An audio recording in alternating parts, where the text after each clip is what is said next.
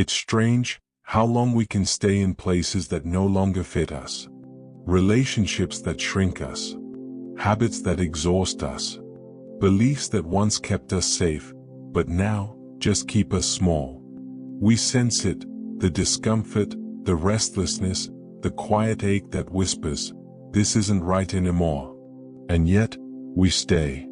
Not because we want to suffer, but because the cage feels familiar. Carl Jung taught that transformation begins with awareness. Not action. Not breakthrough. Just awareness. The slow, sobering realization that the self you've become no longer matches the life you're living. And that realization doesn't always come like thunder. Sometimes, it arrives quietly. Through the fatigue of pretending, the emptiness in achievement, or the discomfort you feel around people who once felt like home. You begin to notice. You're editing yourself to be palatable, withholding truth to avoid conflict, staying small just to maintain peace. And one day, it clicks. The cage isn't even locked, but you're still sitting inside it, knees to your chest, convincing yourself it's safer than the unknown. And maybe that was true once. Maybe silence kept you protected. Maybe perfectionism kept you praised. Maybe people-pleasing kept you loved, or at least accepted. But now, you're older. You're awake. And the armor you built to survive is starting to feel like suffocation. You weren't born to stay hidden. You weren't meant to live half-truths and call them peace. Your soul was wired for expansion, not containment.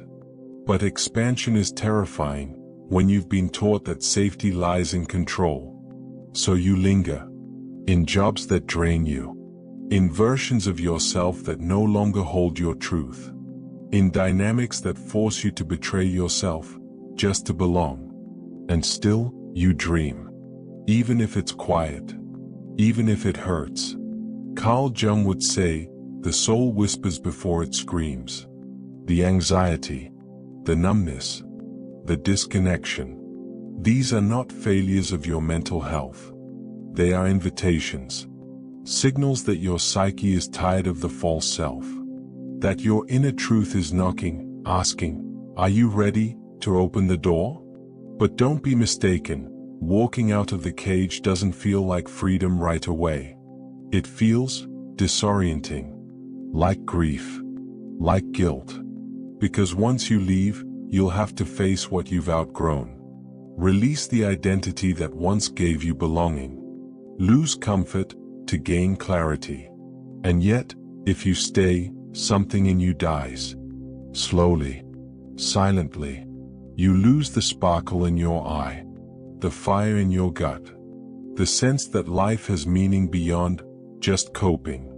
The truth is, no one can open the cage for you. Because it's already open. What's keeping you there isn't a locked door. It's a belief. A belief that says, you don't deserve more. You're too much. You'll be alone. You're ungrateful for wanting change. And none of those things are true. They're echoes. Inherited voices. Internalized fear. The question is, will you let those echoes define your future? It's okay if you're scared. It's okay if you take small steps. But take them. Whisper the truth, even if your voice shakes. Say yes to the things that make your heart race in a good way. Say no to the things that dim your light. Give yourself permission to evolve, even if it makes others uncomfortable. You are not here to live a life that makes sense to everyone else. You are here to become who you truly are. And that version of you? They don't live inside the cage.